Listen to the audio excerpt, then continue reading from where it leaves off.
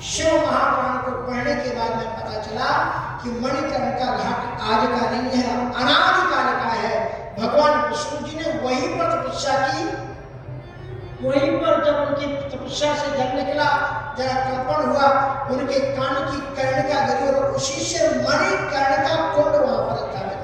वही से ब्रह्मा जी की उत्पत्ति हुई और वही सारी सृष्टि का विस्तार मणिकर्णिका घाट से। तो दत्तात्रेय जी महाराज को भी देख करके ऐसा कहा था यदु जी ने। तो कहने का मतलब ये है कि महात्माओं को कबीरा अगर प्रेम का खाड़ा का घरना है, शीश उतारे कर धरे सो बैठे एवं। जब कोई महात्मा चलता है, महात्मा को चलते देखकर, बैठते देखकर बहुत से लोगों को ये लगता है कि देखो यार हम कर करके मरे जा रहे हैं, इनके चेहरे पर देखो क्या रौनक है। ये जो चेहरे पर रौनक होती है वो काजू पिस्ता बादाम खाने से नहीं आती है।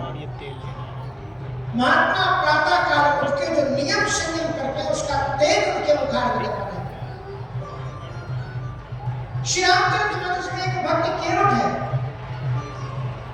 केवट ने लक्ष्मण जी महाराज से क्या कहा कि बरो तीर मारा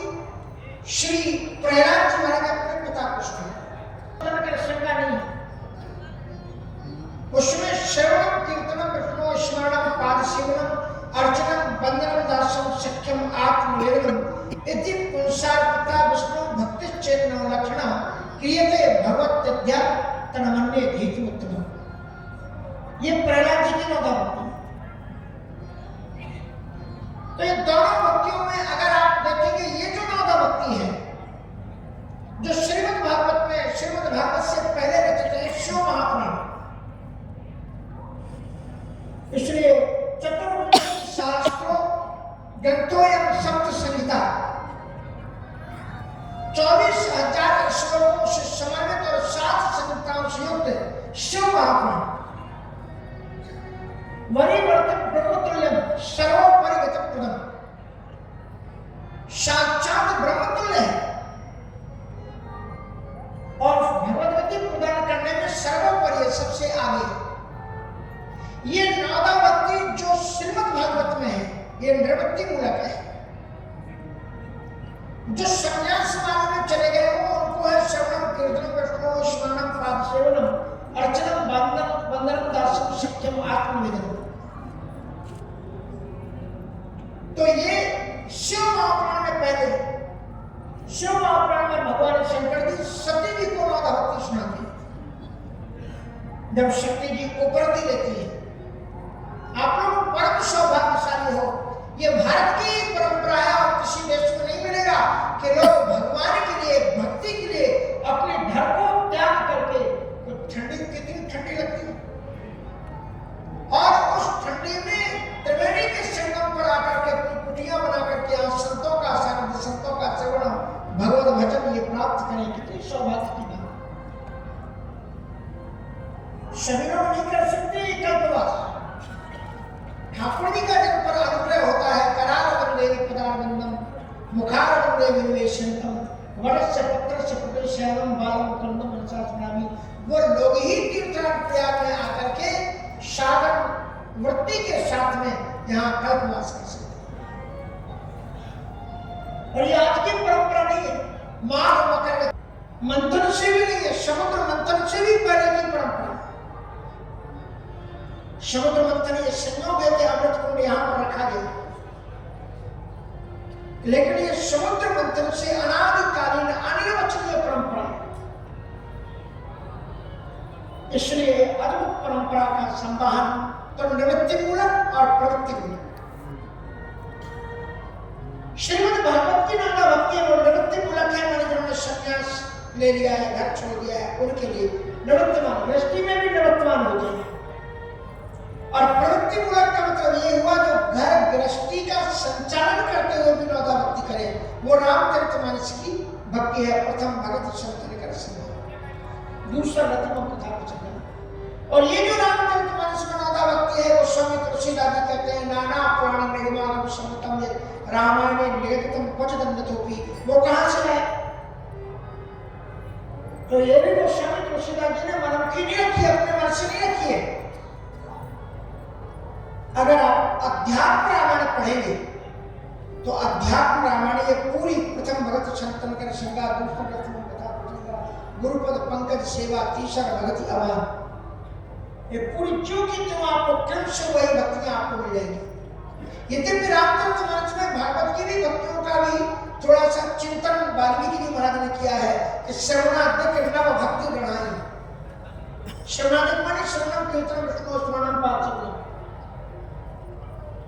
तो सबसे पहली भक्ति क्या है? श्रीमद् भागवत का जो तीसरा स्कंद है उसमें कपिल और देवहूति जी का प्रसंग है, उनका मिलन होता है।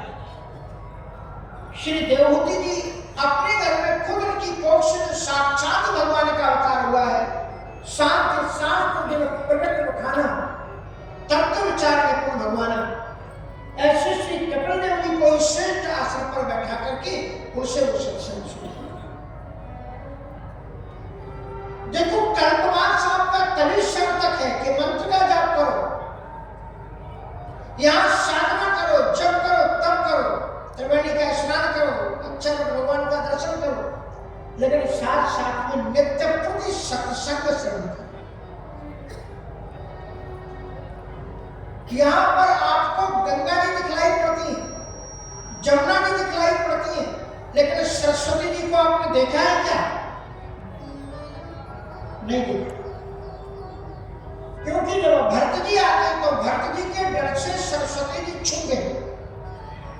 उनको लगा कि मैंने श्री केके की मति को फेरा, मंत्रा की मति को फेरा, भरत जी का सामना मैं कैसे कर सकूंगी, इसलिए वो अदृश्य हो गई।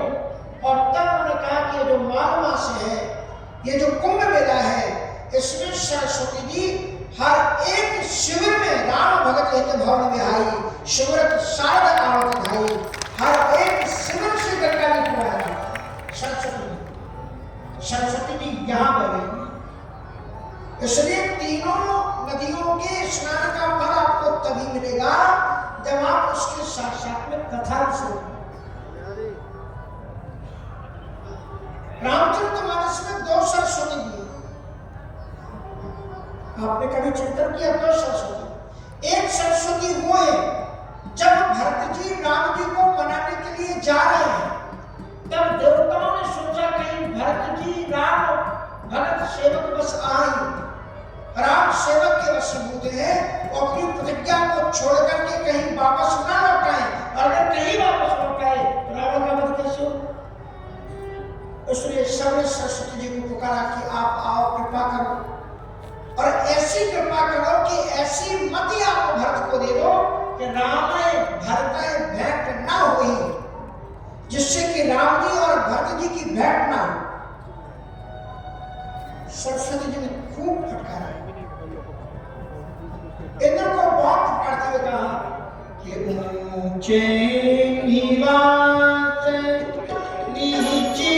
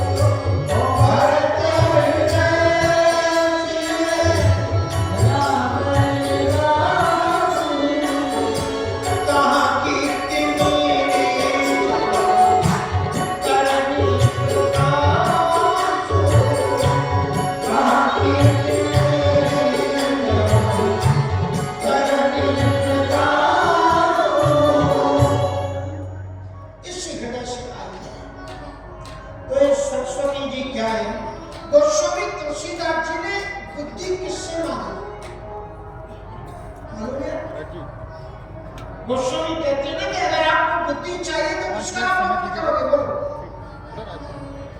सरस्वती जी का। लेकिन गोस्वामी तुलसीदास जी किससे बुद्धि मांगते हैं? कहते जन की सुता जग जननी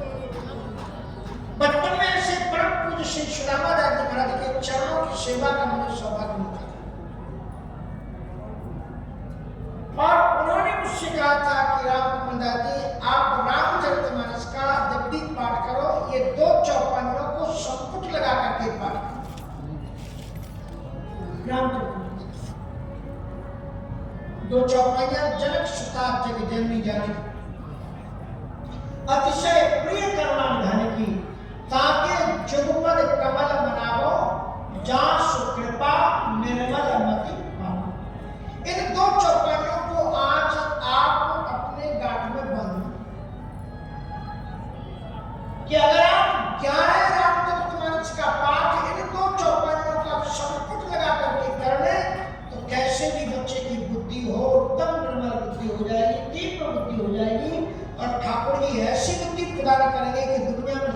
चारों तरफ का छा जाएगा।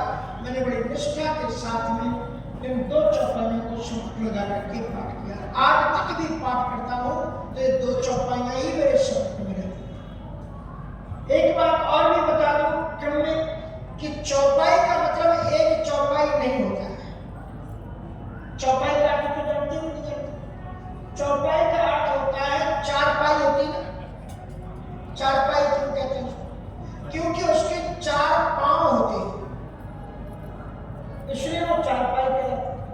अगर 2 ही हो तो आप उसमें विश्राम कर पाओगे? नहीं कर पाओगे। उसी तरह से जो हिंदी में एक छंद है जिसका नाम चौपाई है, वो 2 चौपाई मिलकर के एक चौपाई बनती है। मंगल मंगलहारी द्रोष अजर विहारी, और उसके साथ में एक भक्ति, एक चौपाई आप और मंगल भवन मंगलहारी द्रोष अजर विहारी, कल प्रणाम रामाय तुम्हारी हर्ष सुदासन गिराओ। इस साथ में ये चौपाई।